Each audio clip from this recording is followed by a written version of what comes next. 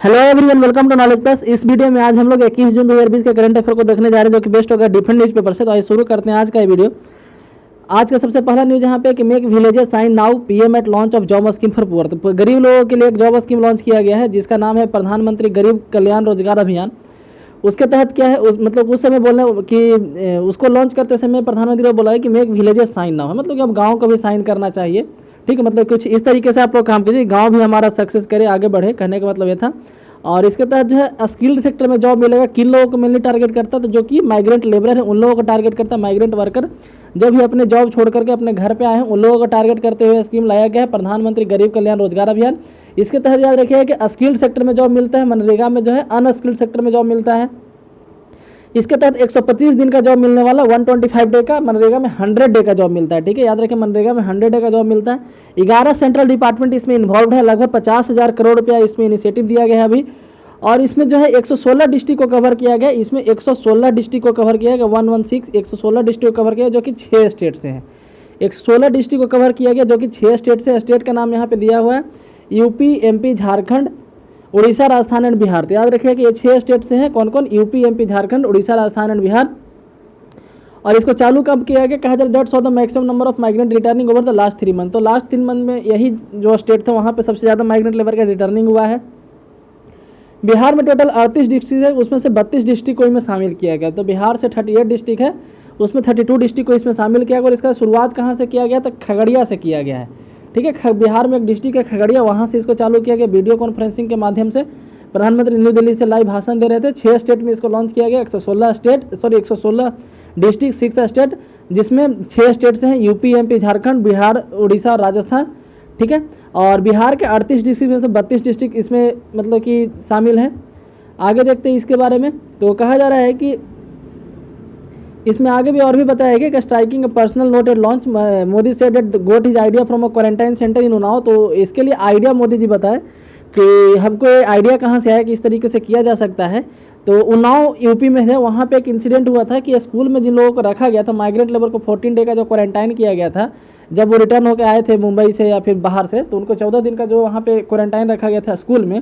तो वो लोग बोले कि हम लोग स्कूल में बैठे बैठे क्यों खाएं, हम लोग स्कूल को पेंट कर देते हैं ना। तो वो लोग स्कूल को पूरी तरीके से पेंट कर दिए, व्हाइट वॉश कर दिए। ठीक है, वही आप लिखा है कि माइग्रेंट लेबर जो स्कूल में शिफ्ट थे, व्हाइट वॉश कर दिया पूरे दीवार को। तो उससे आइडिया आया मोदी जी को। मोदी जी ऐसा बोले कि हमको आइडिया वहाँ से आया, उन लोगों से हम प्रेरित होकर के इस तरीके का हम स्कीम लाए हैं।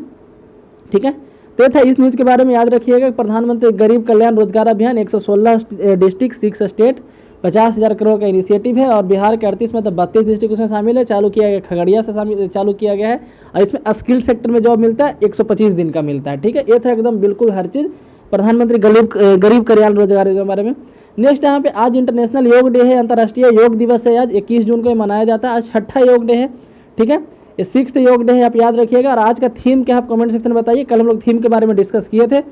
तो ये इंडिया की तरफ से एक गिफ्ट है, बोल सकते हैं दुनिया को। योग यूएनओ जो है इंडिया के रिस्पेक्ट में ही, मतलब कि इंडिया के कहने पे, इंडिया के रिक्वेस्ट पे ही इंटरनेशनल योग डे मनाया। आज ही मनाया क्यों गया, 21 जून का डेट क्यों रखा है? क्योंकि आज जो है नॉर्दर्न हेमिस्फीयर में सबसे बड़ा दिन होता है।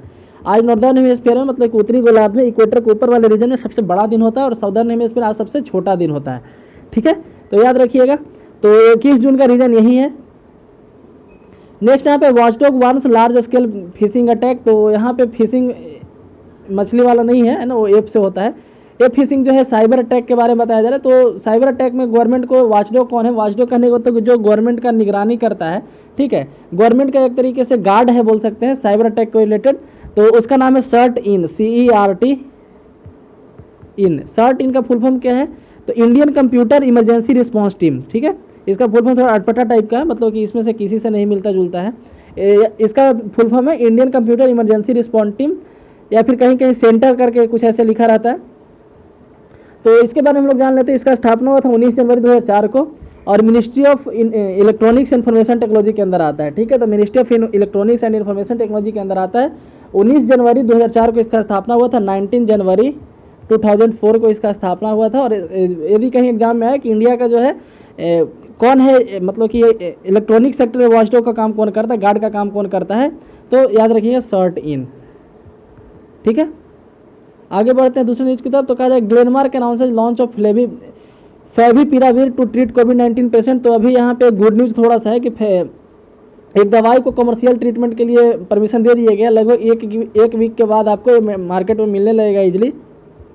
तो इसका मतलब ये नहीं कि हर कोई लेके इसको खाने लगे, है ना। इसको जब भी खाना है तो डॉक्टर के प्रिस्क्रिप्शन के बाद ही खाना है। मैं कोई डॉक्टर नहीं हूँ, तो ये मत बोलिएगा कि हम इस चैनल पे सुने थे इसलिए हम इसको लेकर के खा लिए।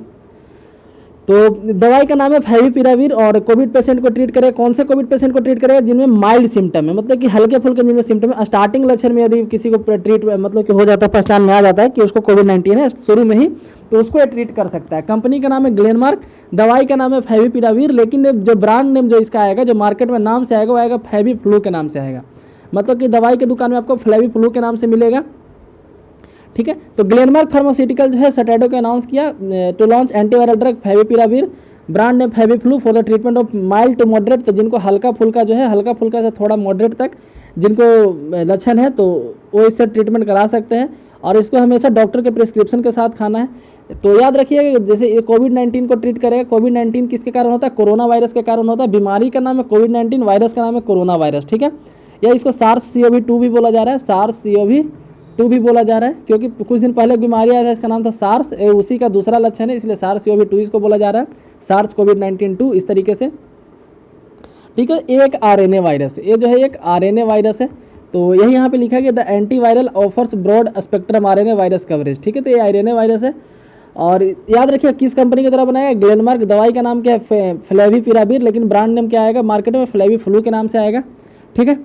आगे बढ़ते हैं। तो यहाँ पे नेक्स्ट एक न्यूज़ है, Kargil Congress councillor arrested suspended over phone conversation. तो एक एक्ट है यहाँ पे मेंशन है कि government of section 19 act Ladakh का एक्ट है, ठीक है। उसी के तहत इनको जो है अरेस्ट किया गया। एक्चुअली हुआ क्या था कि एक फ़ोन कॉल इनका लीक हुआ है, ठीक है। नाम है कांग्रेस के वहाँ के अध्यक्ष हैं उस रीजन के, लद्दाख रीजन के, जाकिर हुसैन नाम है इनका।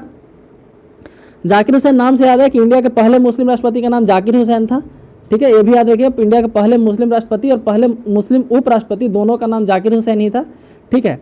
तो और राष्ट्रपति बनने के पहले बिहार के राज्यपाल थे। और ये मेंशन जरूरी क्यों हो गया? क्योंकि अभी रामनाथ कोविंद जो भी हमारे राष्ट्रपति, वो भी बनने के पहले बिहार के राज्यपाल ही थे। तो सबसे ज़्यादा बार ऐसा हुआ है, जैसे प्रतिभा देवी सिंह पाटिल जो थी वो पहले राजस्थान की राज्यपाल थी और उसके बाद वो प्रेसिडेंट बनी थी।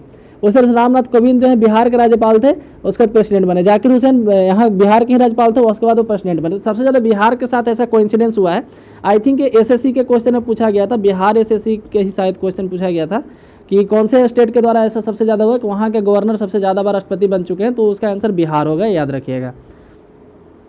तो यहाँ पे जो है वापस हम इस न्यूज़ पे आते हैं कि जो कांग्रेस के जो वहाँ के प्रेसिडेंट हैं जाकिर हुसैन, तो उनको हालांकि कांग्रेस को सस्पेंड कर दिया गया वीडियो ऑडियो आने के बाद, लेकिन उसमें ऑडियो में बातचीत करते हुए सुने जा रहे हैं कि चाइना पूरे गलवान पे कब्जा कर लेता तो अच्छा रहता, अब भारत अखंड भारत नहीं रहेगा। मतलब कि काफ़ी ज़्यादा एंटी इंडिया सेंटीमेंट यहाँ पे देख सकते हैं। तो एक्चुअली कांग्रेस पार्टी का ओरिजिनल चेहरा ही यही है, तो उसमें पॉलिटिक्स में भी नहीं जाएंगे, लेकिन बस यहाँ पे याद रखिए कि उनको भी अरेस्ट किया गया है और किस एक्ट के तहत अरेस्ट किया गया है, ठीक है। तो और लद्दाख के बारे में याद रखिएगा, ठीक है। आगे हम लोग बढ़ते हैं। BSF Pak drone carrying weapon shoot down at LOC। तो LOC पे यानी लाइन ऑफ कंट्रोल जो है वहाँ पे BSF के द्वारा पाकिस्तान से एक ड्रोन आया था, उसको मार गिराया गया है, ठीक है। ड्रोन में बंदूक भी लगा हुआ था, कुछ कैमरे भी थे। ड्रोन एक्चुअली होता क्या है, तो अनमेंड व्हीकल्स होते हैं, मतलब कि अनमेंड व्हीकल का मतलब तो उसमें आदमी नहीं होते लेकिन वो उड़ता है, ठीक है। तो ड्रोन को रेगुलेट करने के लिए हमारे पास कुछ नियम कानून है, उसके बारे में हम लोग जान लेते हैं। ड्रोन जो है एयरक्राफ्ट रूल 1937 के तहत रेगुलेट होता है। एयरक्राफ्ट रूल 1937 के तहत रेगुलेट होता है। उसका रूल 15A और 133A, ठीक है। रूल 15A और 133A है किसका? एयरक्राफ्ट रूल 1937 का। उसके तहत ड्रोन का यहाँ पे रेगुलेट किया जाता है इंडिया में। और बोला जा रहा था कि लगभग 250 मीटर जो है इंडियन टेरिटरी में आ चुका था, 250 मीटर इंडियन टेरिटरी में आ चुका है। यहाँ पे ड्रोन का फोटो भी है, या फिर कल से आप सोशल मीडिया में या फिर जो न्यूज़ मीडिया वहाँ पे काफ़ी ज़्यादा इसके बारे में न्यूज़ भी दिखाया गया। इंडिया में ड्रोन को 5 कैटेगरी में बांटा जाता है, जिसमें एक कैटेगरी को लेकर छोड़ करके बाकी 4 कैटेगरी में लाइसेंस लेना पड़ता है यदि आप उतने बड़े ड्रोन लेना चाहते हैं। तो ड्रोन को यहाँ पे कैटेगराइज किया जाता है, वजन के आधार पर किया जाता है। जैसे 0 से 250 ग्राम, मतलब कि 250 ग्राम तक का आप यदि ड्रोन लेते हैं, 250 ग्राम तक का, तो उसको बोलते हैं नैनो ड्रोन, और इसके लिए कोई लाइसेंस की ज़रूरत नहीं है, ठीक है। उसके बाद आता है माइक्रो। तो माइक्रो क्या है? 250 ग्राम से 2 kg तक का, उसको माइक्रो बोलते हैं। स्मॉल होता है 2 से 25 kg तक। 2 से 25 kg का यदि आपके पास ड्रोन है तो वो स्मॉल ड्रोन है। 25 से 150 kg का जो ड्रोन होता है उसको मीडियम ड्रोन बोलते हैं, और लास्ट ड्रोन होता है 150 kg से ज़्यादा ड्रोन को लार्ज ड्रोन बोलते हैं। तो हम रिपीट कर रहे हैं, नैनो हो गया 0 से 250 ग्राम, माइक्रो हो गया 250 ग्राम से 2 kg, स्मॉल हो गया 2 kg से 25 kg, मीडियम हो गया 25 kg से 150 kg, और लार्ज हो गया 150 kg से ज़्यादा वाले को, ठीक है। और इस तरह से इंडिया में रेगुलेट किया गया है। ड्रोन के कई सेक्टर में यूज़ किया जाता है, जैसे आजकल होम डिलीवरी सेक्टर में भी यूज़ किया जा रहा है अमेजन और फ्लिपकार्ट के द्वारा, ठीक है। तो और भी इसका लड़ाई में सबसे पहला यूज़ सेकंड वर्ल्ड वार में यूएस के द्वारा किया गया था। सेकंड वर्ल्ड वार मतलब कि 1939-40 के आसपास ही इसके द्वारा यूज़ कर लिया गया था। यानी ड्रोन का लड़ाई में यूज़ करना काफ़ी बड़ा टेक्निक है, मतलब काफ़ी पुराना टेक्निक है। एक्चुअली इसमें कैमरा वगैरह या फिर बंदूक वगैरह लगा करके उसको दूसरे टेरिटरी में भेज दिया जाता है, ठीक है। तो इस तरह से नापाक हरकत हमेशा पाकिस्तान की तरफ होते रहता है, बस वो नाम का पाक है तो नापाक ही। नेक्स्ट यहाँ पे rising foreign currency asset push forex reserve record to 507 billion. तो हमारा फॉरेक्स रिजर्व दिन पर दिन बढ़ता जा रहा है ना। पिछले बार में हम लोग डिस्कस किए थे, पिछले सैटरडे का जो वहाँ पे अपडेट आया था वहाँ पे 501 बिलियन था, और पहली बार इंडिया के फॉरेक्स रिजर्व को 500 बिलियन को क्रॉस किया गया था। आज हमारा 507 बिलियन का फॉरेक्स रिजर्व है। फॉरेक्स रिजर्व होता क्या, फॉरेक्स का फॉर्म होता है फॉरेन एक्सचेंज रिजर्व, ठीक है। Foreign exchange reserve forex reserve को बोलते हैं। ये आरबीआई के द्वारा मैनेज किया जाता है। फॉरेक्स रिजर्व जो है आरबीआई के द्वारा मैनेज किया जाता है, और वीकली डाटा रिलीज किया जाता है। आई थिंक एवरी सैटरडे को रिलीज किया जाता है, ठीक है। इसलिए हर संडे को या फिर मंडे के आसपास न्यूज़ में आपको मिलेगा। तो फॉरेक्स रिजर्व में आता क्या क्या, फॉरेक्स रिजर्व में तो सबसे पहले आता है फॉरेन करेंसी। तो हमारे पास कोई भी विदेशी नोट हो, ठीक है, भले वो नेपाल का ही क्यों ना हो, दूसरे कंट्री का होना चाहिए, फॉरेन करेंसी होना चाहिए। वो हमारे फॉरेन करेंसी का मतलब कि फॉरेक्स रिजर्व का हिस्सा बनेगा, ठीक है। ऐसे इंडिया में सबसे ज़्यादा फॉरेक्स रिजर्व के रूप में यूएस डॉलर को रखा जाता है। तो सबसे पहले आ गया फॉरेन करेंसी, उसके बाद आता है गोल्ड, उसके बाद आता है हमारा एसडीआर जो स्पेशल ड्राइंग राइट होता है आईएमएफ का। और आईएमएफ में इंडिया का कुछ रिजर्व होता है। एसडीआर और रिजर्व दोनों में अंतर है। एसडीआर और रिजर्व, रिजर्व क्या होता है कि हमारा कंट्री को कुछ पैसा रखना पड़ता है आईएमएफ में उसके मेंबरशिप को लेते हुए, तो वो रिजर्व भी इंडिया का फॉरेक्स रिजर्व के अंदर आता है। उसके अलावा एसडीआर जो होता है आईएमएफ का वो भी फॉरेक्स रिजर्व के अंदर आता है। उसके अलावा फॉरेन करेंसी और गोल्ड, चार चीज़ मिला के हमारे फॉरेक्स रिजर्व को बनाते हैं। ये फॉरेक्स रिजर्व के बारे में, और आरबीआई इसको कंट्रोल करता है, ये याद रखिएगा। और अभी तक का सबसे ज़्यादा कितना, 507.6 बिलियन डॉलर, ठीक है। आगे बढ़ते हैं। तो एक यहाँ पे गुड न्यूज़ है, एनआईए का एक न्यूज़ में था, उसके बारे में हम लोग डिस्कस करेंगे। सबसे पहले यहाँ पे न्यूज़ देखते हैं कि Tahawwur Rana arrested against release in US. तो तहाबुर राना कौन है, तो ये जो है 26/11 का जो अटैक हुआ था मुंबई में, उसी का ये दोषी है। उसी के पीछे इसका मतलब कि क्राइम यहाँ पे माना जाए, उसी के पीछे कॉन्स्पिरेसी है, ठीक है। तो अभी यूएस में पकड़ा कर वहाँ से जल्द ही ऐसा माना जा रहा है कि एक्स्ट्राडिट किया जाएगा। एक्स्ट्राडिट करने का मतलब कि इंडिया भेजा जाएगा उसको, क्योंकि इंडिया का मुजरिम और भाग के चला गया था वहाँ, ठीक है। तो US authorities have informed India about the provisional arrest of Tahawwur Rana, one of the key plan the 26 Mumbai terror attack has proposed to be extradited in case of the registered at the NIA. तो NIA कब बना था, तो जिस मतलब कि जिस हमला का ये दोषी, उसी हमला के बाद एनआईए को बनाया गया था। 2008 में हमला हुआ था, 26/11/2008 को।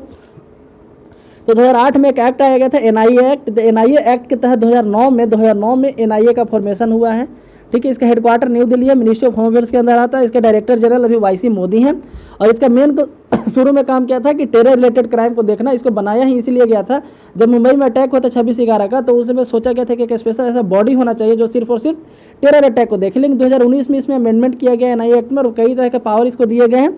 जैसे एक पावर दिया गया है कि आप कहीं इलीगल ट्रेड हो रहा है आर्म्स का, मतलब कि हथियार का ट्रेड हो रहा है, उसको रोक सकते हैं। फेक करेंसी का ट्रेड हो रहा है वहाँ पे एनआईए इन्वॉल्व किया जा सकता है। तो एनआईए को अथाह पावर दे दिया गया है, मतलब काफ़ी ज़्यादा पावर दिया गया, जो कि अच्छा बात भी है, मेरे हिसाब से एक अच्छी बात है। और यहाँ पे एक ट्रीटी मेंशन किया कि अंडर द इंडिया यूएस, तो एक्स्ट्राडिशन करने के लिए, एक्स्ट्राडिशन करने का मतलब क्या हुआ कि कोई मुजरिम किसी, मान लीजिए एक कंट्री एक बी कंट्री, कोई मुजरिम एक कंट्री में क्राइम करके भाग के चला जाता है बी कंट्री में, तो बी कंट्री को ए को सबमिट करना पड़ेगा। तो हर कंट्री के साथ एक्स्ट्राडिशन ट्रीटी हमारा नहीं है, ठीक है। तो वो लोग सबमिट नहीं करते, उनके मर्जी के ऊपर हो जाता है। फिर कुछ चाहे तो उसको वापस पकड़ के आपको दे सकते हैं, नहीं भी दे सकते। लेकिन जिसके साथ एक्स्ट्राडिशन ट्रीटी है उनके साथ ट्रीटी के हिसाब से काम होता है। तो इंडिया और यूएस के बीच में 97 का एक ट्रीटी है, extradition treaty, India US extradition treaty, ठीक है। अभी बहुत जल्द ही विजय माल्या को यूके से एक्स्ट्राडिट किया जाएगा, क्योंकि हमारा इंडिया और यूके के बीच में एक्स्ट्राडिशन ट्रीटी है और सारे प्रोसेस को पूरा कर लिया जा चुका है, ठीक है। इसके तहत काफ़ी कंडीशन होते हैं एक्स्ट्राडिशन ट्रीटी के तहत, तो लेकिन यहाँ पे हम लोग कंडीशन को नहीं डिस्कस करें, क्योंकि हर कंट्री के साथ कंडीशन अलग अलग हैं, ठीक है। आगे बढ़ते हैं यहाँ पे। तो कहा जा रहा है कि fever hospital born babies as human fear virus. तो कहा जा रहा है कि अभी जो है कोरोना वायरस के कारण ऐसा देखा जा रहा है कि जो हॉस्पिटल में जो डिलीवरी होते थे, बच्चा का जन्म होता था हॉस्पिटल में, उसका परसेंटेज कुछ कम गया है। जैसे यहाँ पे 18.6% इंस्टीट्यूशनल डिलीवरी कम हो चुके हैं, ठीक है, 18.6% इंस्टीट्यूशनल डिलीवरी कम हो चुके हैं। मतलब कि मान लीजिए पहले 1000 डिलीवरी होता था हॉस्पिटल में, तो अब मात्र उससे 186 माइनस कर दीजिए, ठीक है, तो मतलब कि आ जाएगा लगभग 814 डिलीवरी ही हो रहे हैं।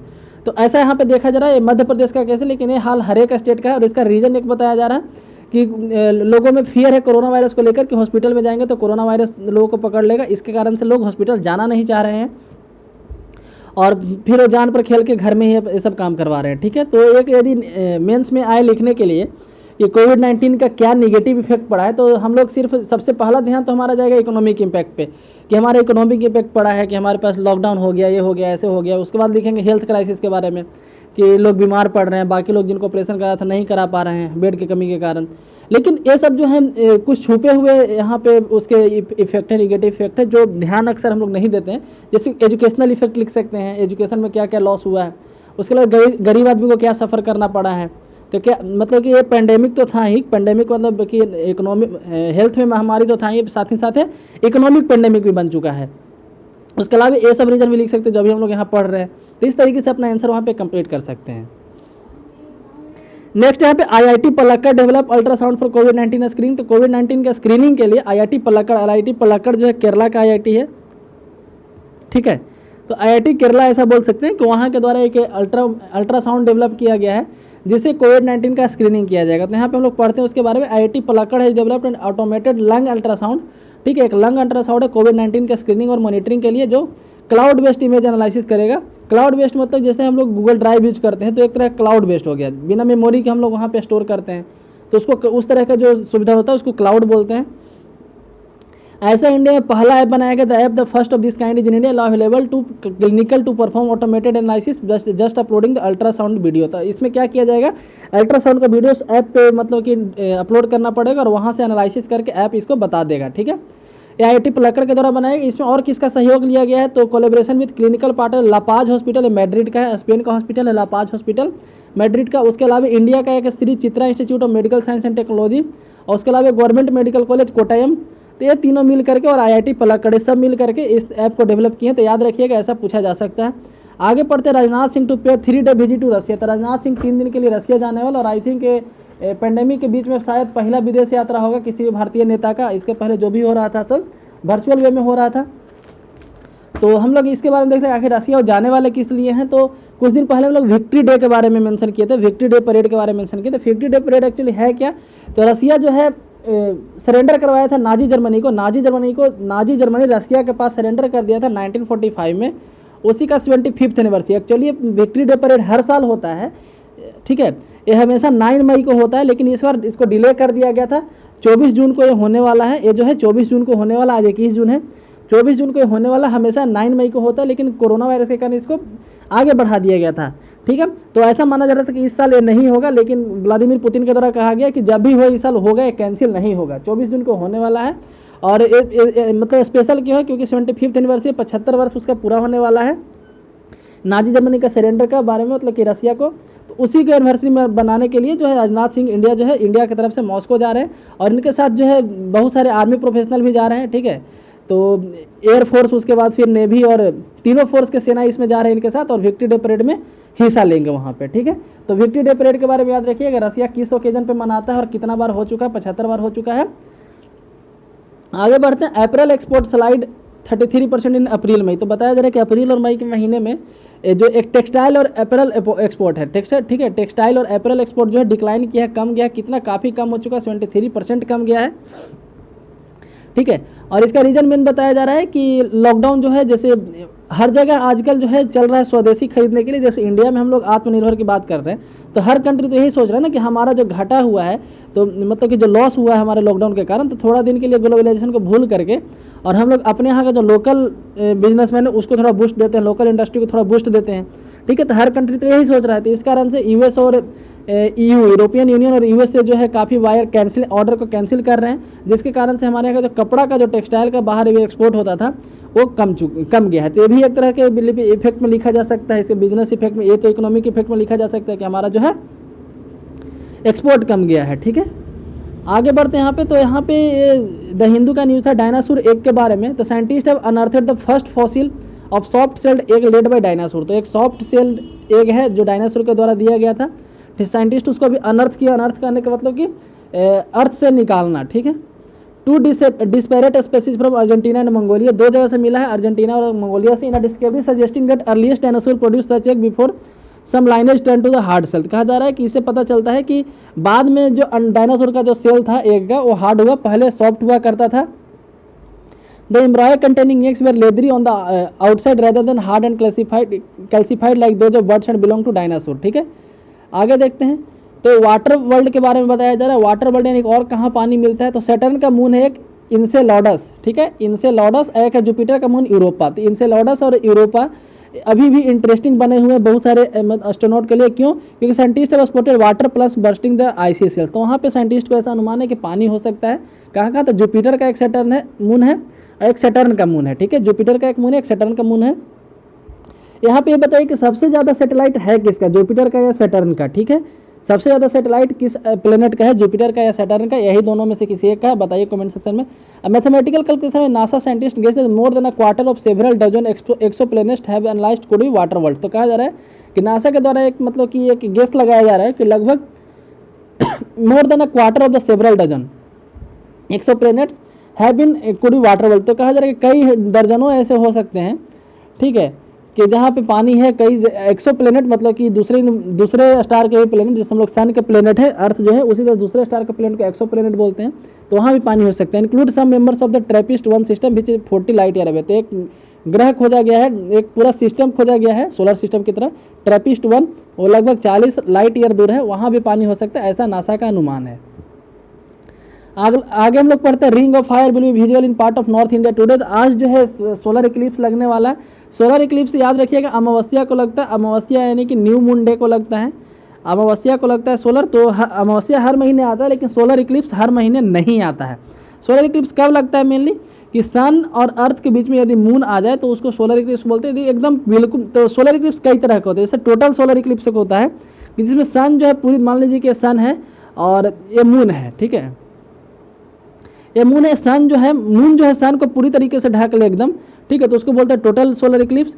लेकिन यदि ऐसा हो कि पहले सन है और मून काफ़ी दूर हो, तो ठीक है, इस कारण से क्या होगा, इतने एरिया कवर करेगा, तो इतना एरिया सन का दिखाई देगा, तो एक रिंग की तरह दिखाई देगा। तो इसी तरीके का आज होने वाला है। जैसे यहाँ पे एक पुराना फोटो है, ठीक है, 26 दिसंबर 2019 का फोटो है। जैसे moon covers the sun during the solar eclipse in Dindigul Tamil Nadu, Tamil Nadu का फोटो। इस तरीके से भी सोलर इक्लिप्स हो सकता है। या फिर ऐसे भी हो सकता था कि सन था तो इतना दूर मून ढक लेता है, इतना दूर जितना ब्लू कवर है, और इधर का एरिया दिखाई देता है ना। तो इस तरीके से भी हो सकता था। तो सोलर इक्लिप्स कई तरह के होते हैं, याद रखिएगा अमावस्या के दिन होते हैं, लेकिन हर अमावस्या को नहीं होता है, ठीक है। जिस दिन ये तीनों एक लाइन में आ जाते हैं उसी दिन होता है। तो इसी के साथ आज का न्यू डिस्कशन यहाँ पे समाप्त होता है। यदि वीडियो पसंद है तो लाइक करें, चैनल को सब्सक्राइब करें। धन्यवाद।